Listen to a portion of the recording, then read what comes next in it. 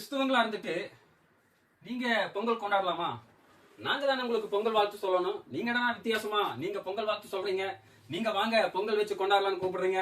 ரொம்ப ஆச்சரியமா இருக்குதே. ஏங்க, தமிழ்நாட்டுல இருந்துட்டு ஒரு தமிழர்கள் கொண்டாடுகிற தமிழ் திருநாள நீங்க கொண்டாடலன்னா நீங்களா என்னங்க பெரிய தமிழன்? சர்ச்சுக்கு போறீங்கன்னு சொல்றீங்க, ஏசப்பாவை வணங்குறேன்னு சொல்றீங்க. அதுக்கப்புறம் பார்த்தா நீங்களும் பொங்கல் வச்சு கொண்டாடிட்டு நீங்க கிறிஸ்டினா இந்துவா? ஐயோ, பயங்கர ஒரே கன்ஃபியூஷனா இருக்குது.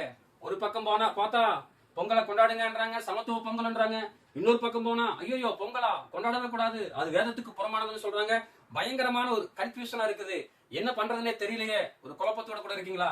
வாங்க இந்த வீடியோக்குள்ள போலாம். உங்களுடைய குழப்பங்களுக்கு எல்லாவற்றுக்கும் ஒரு தெளிவான ஒரு பதில் இந்த வீடியோல உண்டு. வாங்க போலாம்.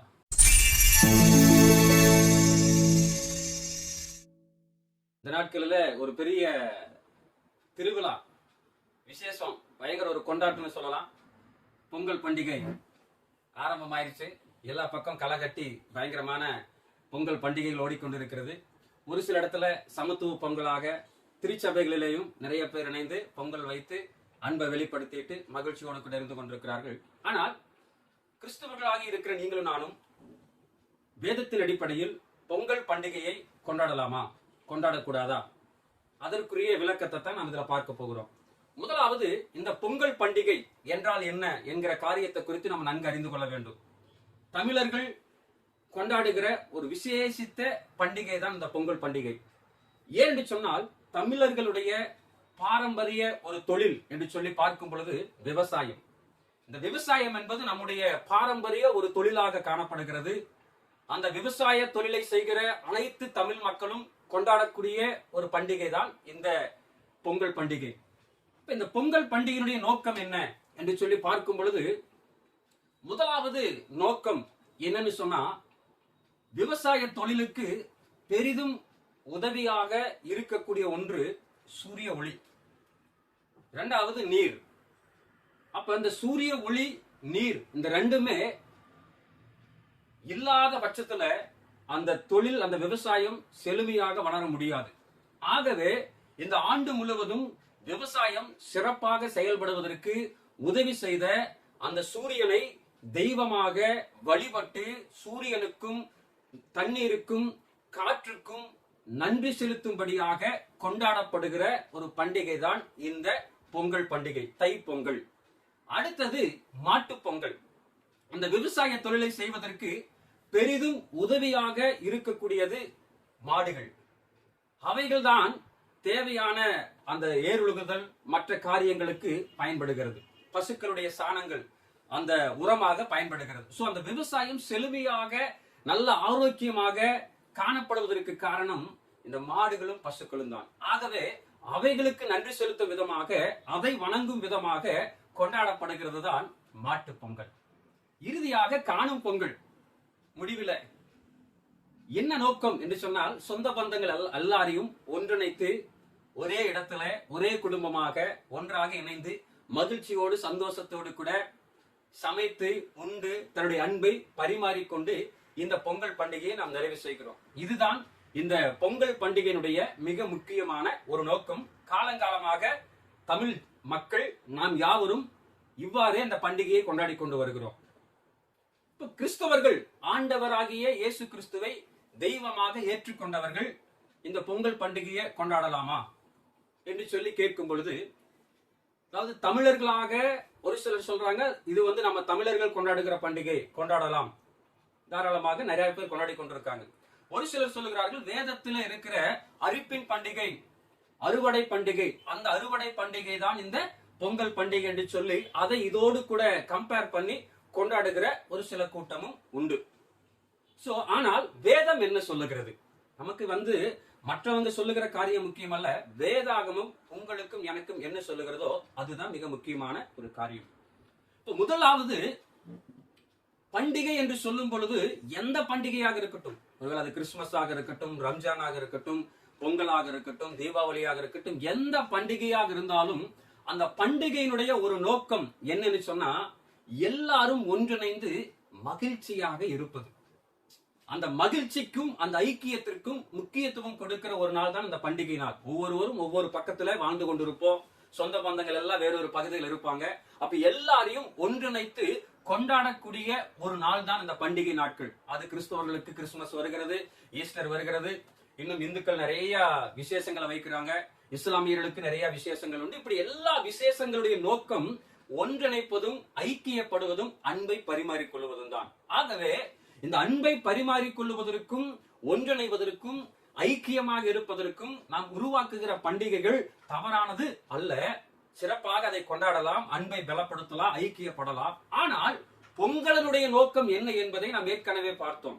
முதல் காரியம், அதாவது கடவுளாலே படைக்கப்பட்ட சூரியனுக்கும் பசுவுக்கும் நீருக்கும் காற்றுக்கும் நன்றி செலுத்தும் விதமாக கொண்டாடப்படுகிற ஒரு பண்டிகை பொங்கல், மாட்டு பொங்கல் சொல்லி நம்ம பார்த்தோம். ஆனால் வேதாகம் என்ன சொல்லுகிறது? வானத்தின் கீழே பூமிக்கு மேலே எந்த ஒரு உருவத்தையும் உண்டாக்கி நீ வணங்க வேண்டாம் என்று சொல்லி தெளிவாக நமக்கு கட்டளை கொடுக்கப்பட்டிருக்கிறது. உருவ வழிபாடு தவறு என்பதை வேதாகமம் தெளிவாக சொல்லுகிறது. ஏனென்றால் ஆண்டவர் ஆவியாயிருக்கிறார். அவரை ஒரு உருவத்திற்குள்ளாக நீங்களும் நானும் அடக்கி வைக்க முடியாது என்பதை தெளிவாக வேதம் நமக்கு உணர்த்துகிறது. உருவ வழிபாடு தவறு என்பதை தெளிவாக எச்சரிக்கிறது. முதல் காரியம். இரண்டாவது, சிருஷ்டிகரை தொழுது கொள்ளாமல் சிருஷ்டியை தொழுது கொள்ள கூடாது என்று வேதாகம் நமக்கு தெளிவாக சொல்லுகிறது. அப்ப இன்றைக்கு சூரியன் ஆண்டவராலே படைக்கப்பட்ட ஒன்று. அப்ப ஆண்டவராலே படைக்கப்பட்ட உயிரினங்கள், அதுல பசுவும் ஒன்று, மாடும் ஒன்று. அப்ப ஆண்டவரை வணங்குவதை விட்டுவிட்டு ஆண்டவராலே படைக்கப்பட்ட உயிரினங்களை கடவுளுக்கு ஒப்பாக உயர்த்தி வைத்து வணங்குவது வேதத்தின்படி தவறு. வேதத்தின்படி தவறு.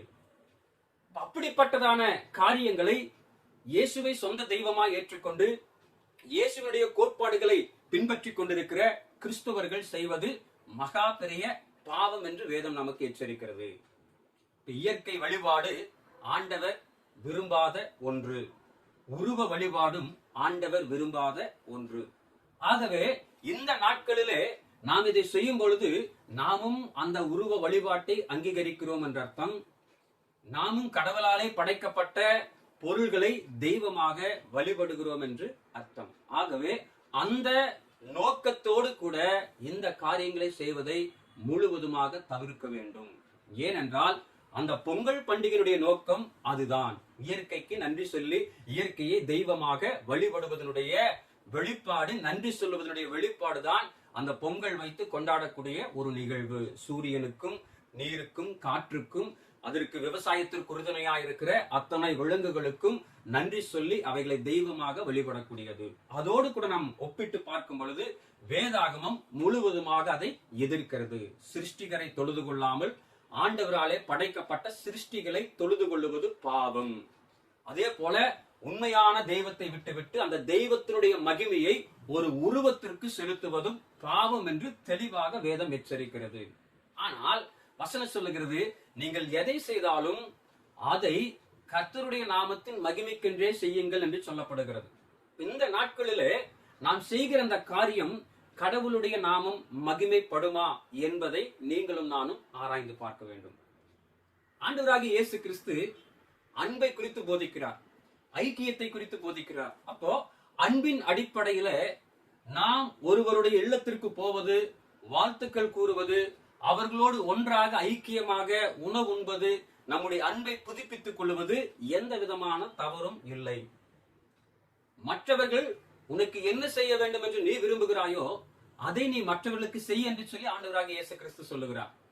அப்போ அன்பை பலப்படுத்த வேண்டும் என்று சொன்னால், ஐக்கியத்தை பலப்படுத்த வேண்டும் என்று சொன்னால், இப்படிப்பட்ட பண்டிகை காலங்களிலே தாராளமாக நம்முடைய அன்பை உறுதிப்படுத்தும்படியாக, அன்பை பலப்படுத்தும்படியாக, ஐக்கியத்தை பலப்படுத்தும்படியாக ஒருவருக்கொருவர் வாழ்த்துக்களை சொல்லலாம், ஒருவரோடு ஒருவர் ஐக்கியப்பட்டு உண்டு மகிழ்ச்சியோடு கூட இருக்கலாம். அதில் எந்த விதமான தவறும் இல்லை வேதத்தின் அடிப்படையிலே.